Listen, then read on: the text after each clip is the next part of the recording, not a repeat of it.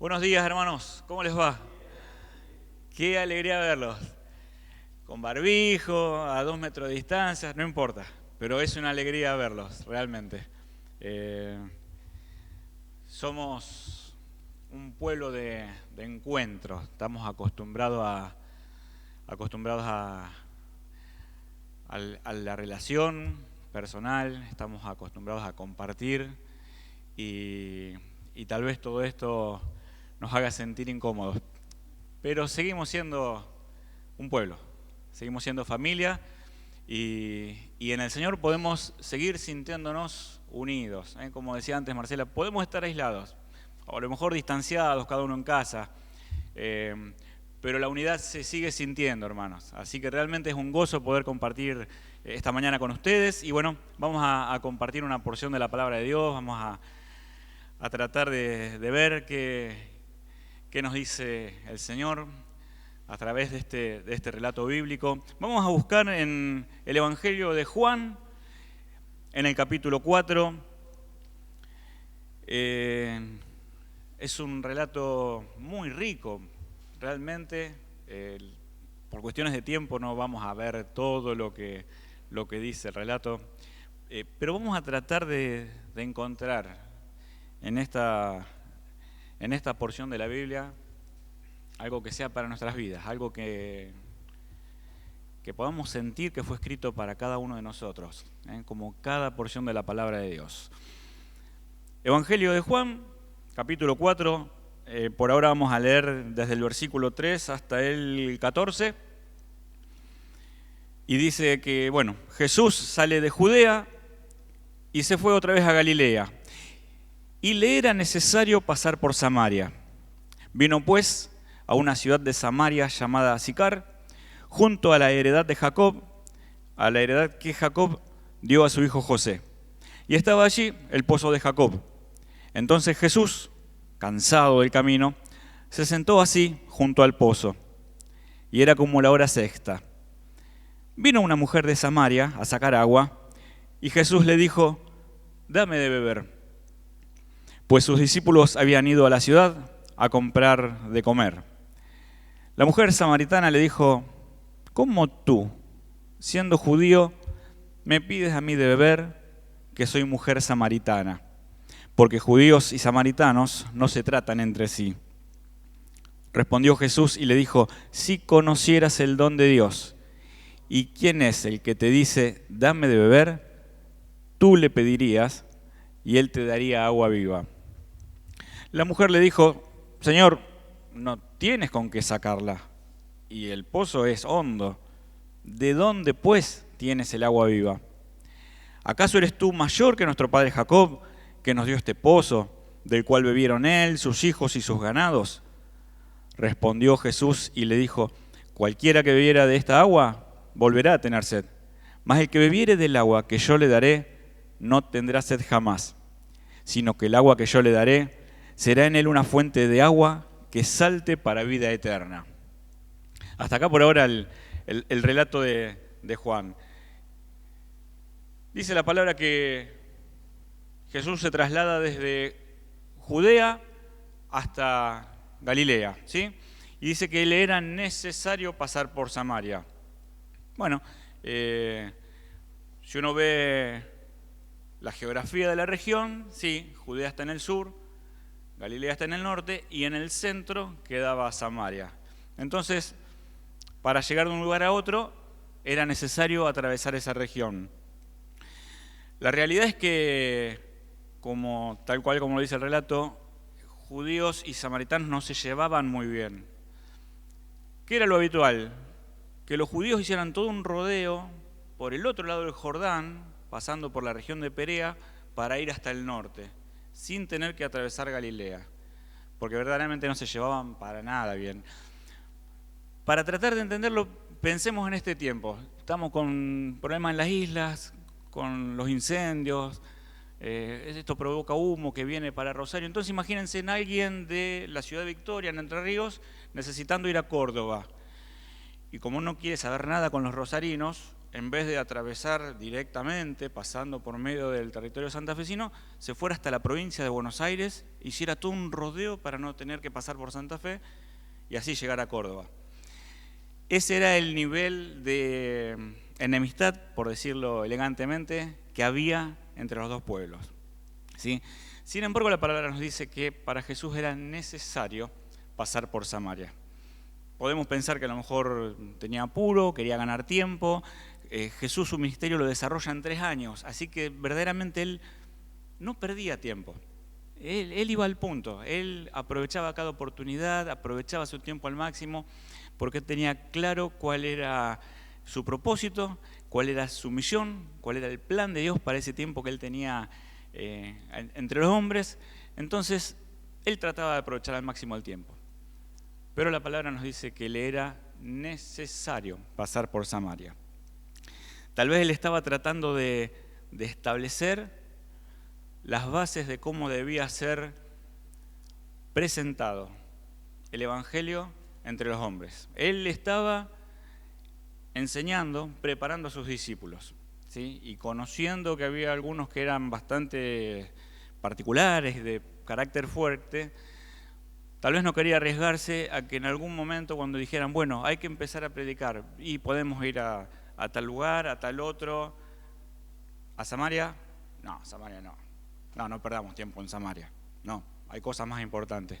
Jesús está demostrando que para el Señor cada lugar es importante, cada persona es importante. El mensaje de salvación es verdaderamente universal. Está a disposición de todos y le tiene que llegar a todos. Además, él utiliza este pozo de agua para mostrar a partir de algo natural una verdad espiritual, una verdad profunda, ¿sí? Y así como el pozo de Jacob tenía agua que era disponible para cualquiera que pudiera sacar el agua de ahí, estaba fuera de la ciudad, estaba retirado un poco de la ciudad, de la misma manera él quiere mostrar que esta agua de vida, que es el Señor, estaba disponible para todos, y no solamente para la descendencia de Jacob, de Abraham y el pueblo elegido. Dice la palabra que Jesús se detiene junto al pozo, cansado del camino. Juan escribe un evangelio muy particular, ¿sí? Él cuenta cosas que los otros 3 evangelios no relatan, ¿sí? Por eso los otros 3, Mateo, Marcos y Lucas, se les llaman evangelios sinópticos, tienen muchas cosas en común. Juan escribe un poco después su evangelio y complementa a los otros. Y trata de hacer un evangelio mucho más profundo, mucho más espiritual, enseñando verdades que Cristo les había entregado a ellos, a los discípulos, y que era necesario, las iglesias incipientes de ese tiempo, era necesario que conocieran un poco más en profundidad la doctrina de Jesús. Juan muestra a Jesús como el Hijo de Dios, el Salvador. Incluso él, en uno de los últimos capítulos del libro de Juan, en una parte él dice, todas estas cosas que fueron acá relatadas son para mostrar que Jesús es el Cristo, el Hijo de Dios, el Salvador del mundo. Pero no se olvida, Juan, de mostrar a Jesús como hombre, ¿sí? Y nos lo muestra acá, dice, cansado del camino, sediento, después de entre la región donde estaba Jesús y esta ciudad de Sicar habría unos 40, 50, 60 kilómetros de caminar con el polvo del camino, sediento, cansado, era la hora del mediodía, acalorado seguramente, y dice la palabra que Jesús se sentó así, junto al pozo, así como venía, sin comodidades, sin los lujos que se esperarían para un rey, Así como estaba Jesús, se sentó a descansar y estaba sediento. Entonces dice que en esto llega la mujer, una mujer samaritana, ahí de la ciudad, a buscar agua al pozo, y Jesús le dice, dame de beber, dame de beber. Una simple petición que deriva en un encuentro entre Jesús y esta mujer, un encuentro profundo, un encuentro que deriva en cuestiones espirituales, un encuentro verdaderamente necesario, tanto para Jesús como para la mujer, ¿sí?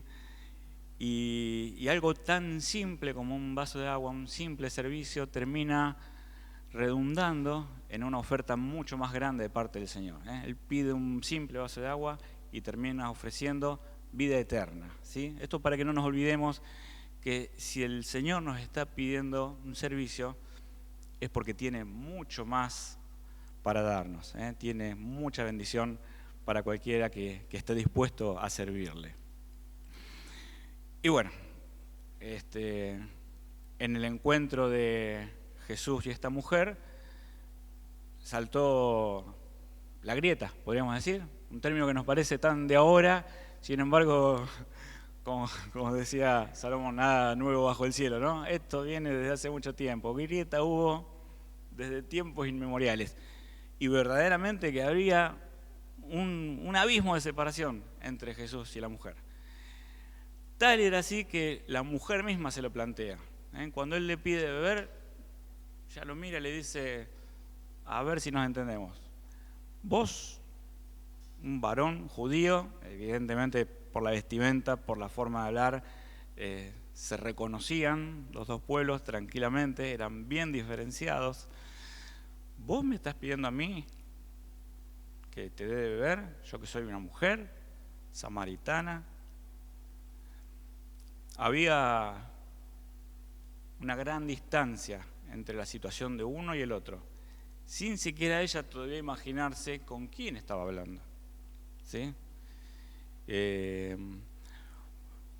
Entre judíos y samaritanos la grieta estaba instalada desde hacía centenares de años, ¿sí? Venía desde la época en que el pueblo de Israel había sido llevado a la cautividad y quedó una parte de la población ahí en el país. Entonces, los que habían invadido trajeron gente de otras regiones, desde el oriente, de Babilonia y de algunos otros pueblos, para repoblar la tierra que había quedado sin gente porque se los habían llevado a la cautividad, ¿sí?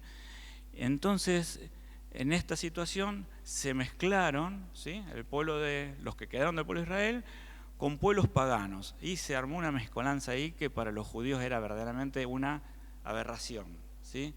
Y había casi, podría decirse, un odio racial entre uno y otro, ¿sí? Y los judíos se sentían el pueblo de Dios y los samaritanos eran prácticamente un pueblo pagano que no tenía nada que ver con ellos, ¿sí? Además de todo esto, un hombre y una mujer, ¿sí? Para los maestros de la ley, para los rabinos, estaba prohibido hablar con una mujer en público, ¿sí? Ni siquiera hablaban con su esposa o con la hija fuera de la casa, ¿sí? Porque tenían que mantener las costumbres que estaban establecidas. Y eso sin pensar siquiera la situación de que era Jesús hablando con una mujer que verdaderamente no estaba en la mejor situación delante del Señor por su propia vida personal. Esta es la situación que trata de mostrarle la mujer. Vos, pidiéndome a mí, hay algo acá que no me cierra, ¿sí? Dicen que Jesús le respondió en el versículo 10, si conocieras el don de Dios y quién es el que te dice, dame de beber, tú le pedirías y él te daría agua viva. El término de agua viva es muy particular, ¿sí? Para los judíos hablar de agua viva era hablar cuando había un pozo de agua, había dos clases de pozos. Había cisternas que lo único que hacían era recolectar el agua de la lluvia, y habían pozos que estaban alimentados por fuentes de agua, por manantiales que continuamente suministraban agua a ese pozo, ¿sí? Este era un concepto bastante conocido en la época, ¿sí? Porque no abundaban a veces las probabilidades de tener agua en abundancia. Entonces era bien conocido que tener un pozo de agua viva era realmente una bendición. Pero Jesús va más allá. Le dice, Él te daría agua viva. La mujer, sin terminar de entender, le dice, a ver, está todo bien, pero a ver, ¿con qué vos sacarías agua? No tenés nada. Yo traje mi cántaro, tengo mis cosas para poder sacar el agua del pozo. ¿Y vos con qué lo vas a sacar? No tenés con qué sacar el agua. ¿Qué es lo que me querés ofrecer? Podríamos nosotros imaginar que Jesús, estando cansado, tal vez si estaba apurado, podría haber dicho, bueno, hagamos la corta. En 2 segundos hacía subir el nivel del agua del pozo hasta el borde. Préstame un vasito, me sirvo el agua yo y listo, cada uno sigue con lo suyo. O podría haber hecho que en el cántaro que tenía la mujer se llenara de agua milagrosamente. ¿Lo podría haber hecho? Sí, podría haber hecho. Como tantas otras cosas que había hecho Jesús de forma milagrosa. Pero evidentemente Jesús quería trabajar con esta mujer de una manera distinta. Él no quería que ella llegara a conocerle por lo que él podía hacer maravillosamente, sino quería que él le conociera por quién era, como dice Jesús, como dice Juan, Jesús presentado como el Mesías, como el Hijo de Dios, y no solamente como alguien que podía hacer un milagro, ¿sí? Ante la situación de esta mujer que no termina de entender lo que Jesús le quiere decir, él trata de llevar la conversación a un plano un poco más espiritual, ¿sí?